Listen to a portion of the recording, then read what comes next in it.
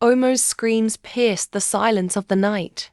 Her body jerked violently as unseen hands gripped her throat, pressing her into the thin mattress.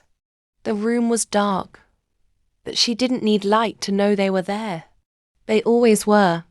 Shadowy figures, moving like smoke, whispering unintelligible things, slithering over her. Some forced her legs apart. Others stuffed things into her mouth, hot, cold, slimy. She fought. She always did. But it was like struggling against the wind. Her mind screamed prayers, because her lips were barely able to form the words. Jesus! Jesus! Help me! And then suddenly, she was free. Omoh gasped, bolting upright, drenched in sweat.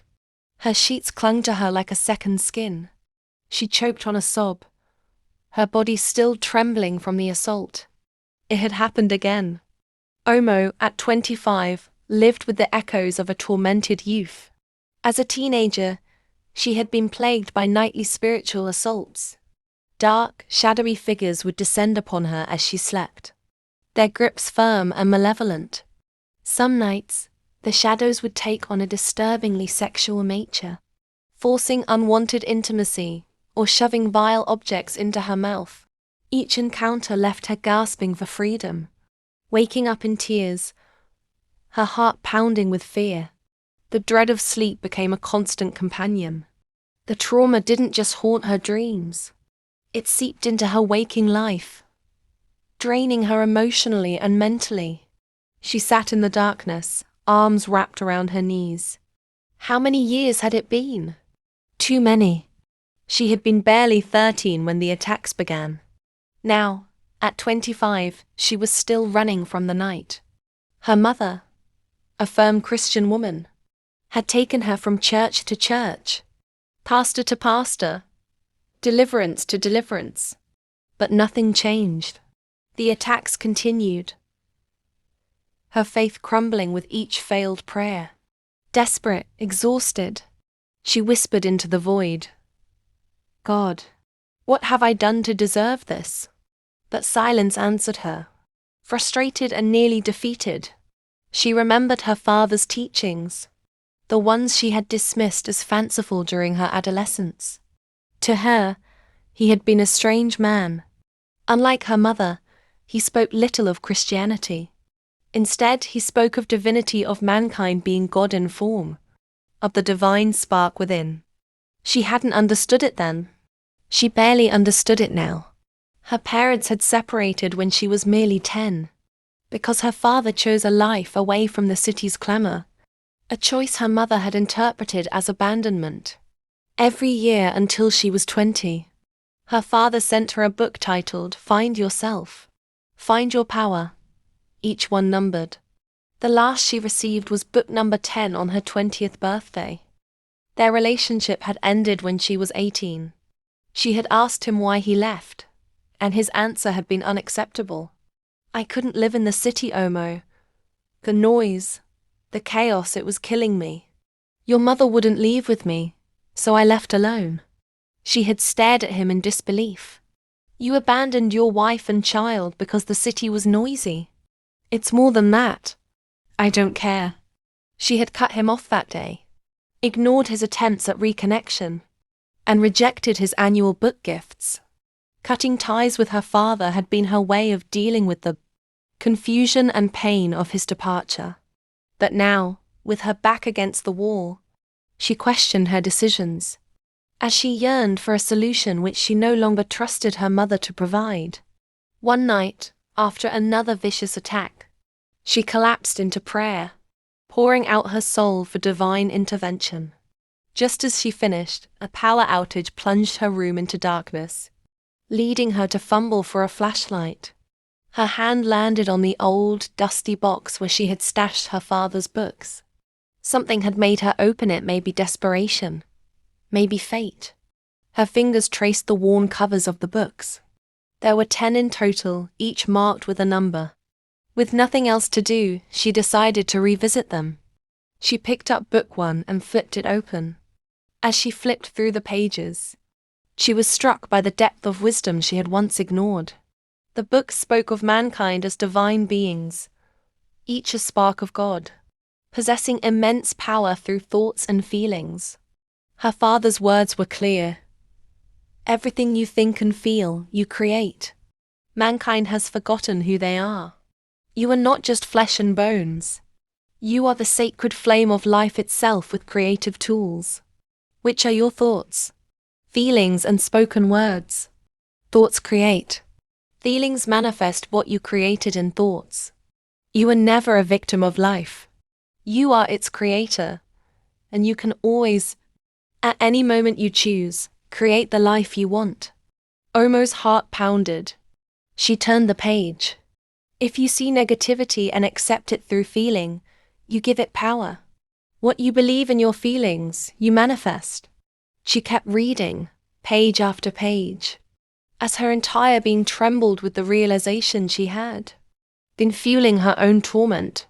Omoh's line of work, ghost writing of fiction stories filled with themes of romance, paranormal encounters, and dark scenarios, seemed to have contributed to her plight.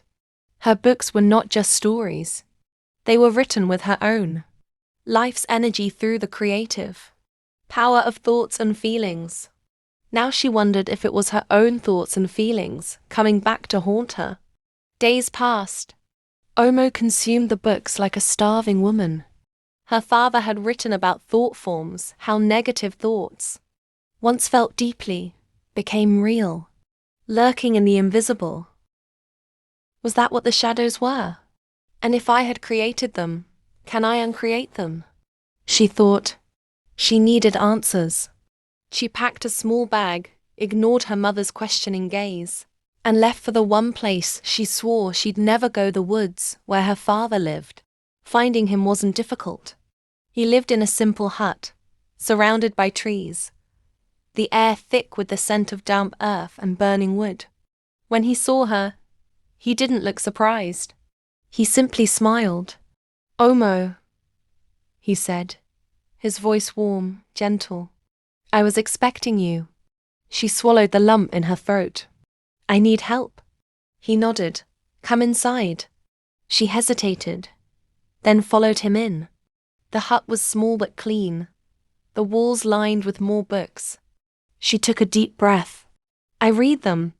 The books you gave me," she said. His eyes shone. "And what did you learn?" "That I've been my own enemy." Her voice broke. "So you no longer think those shadows are your enemy?" he asked. She shook her head. "I fed those things. I gave them power." "How did you know I was experiencing such terrible attacks?" Her father reached out and took her hands gently.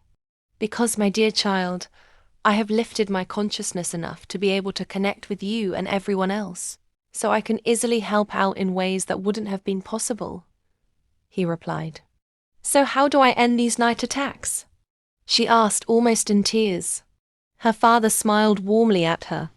"You already have. The moment you realize the truth, the moment you stop seeing yourself as a victim, you took back your power." Tears welled in her eyes. "What do I do now?" "Now," he said, "we purify what has been created." Together they embarked on daily meditation, contemplation, and the issuing of affirmative decrees. These were not just words but declarations of her divine nature, aimed at realigning her energy with its true, sacred source.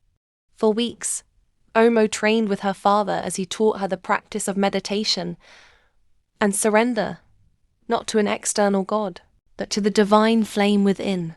"Your body is just a garment," he told her. "The real you is the sacred fire, the light of life that Jesus referred to as Christ." She struggled at first. Her mind was noisy, her thoughts restless. Doubts joined in.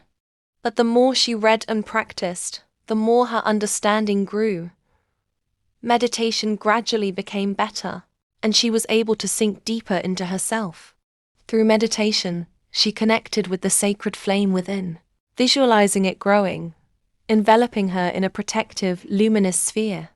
In these sessions, she saw the same fiery light in her father, understanding that this was not just a metaphor but a reality of their shared divinity.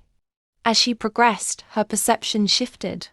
She began to see everyone and everything as manifestations of light, fundamentally good and divine. And then, one day, she felt its intensity.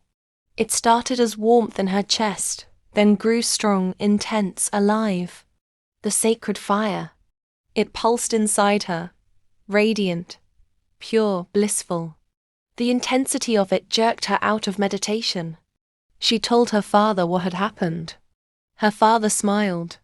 "Now use it," he said. That night, she lay on the mat, in her father's hut, unafraid. The nightly visits from the shadows did not immediately cease, but her approach to them changed. So that night, the shadows came, as they always did, slithering from the corners, whispering, reaching. But this time, she was ready. She did not fight. She did not scream. Instead, she placed a hand over her heart, feeling the fire's warmth, and spoke, her voice steady. "I am the sacred fire. You are the sacred fire. Now, you must express only the perfection of the sacred fire." The shadows recoiled.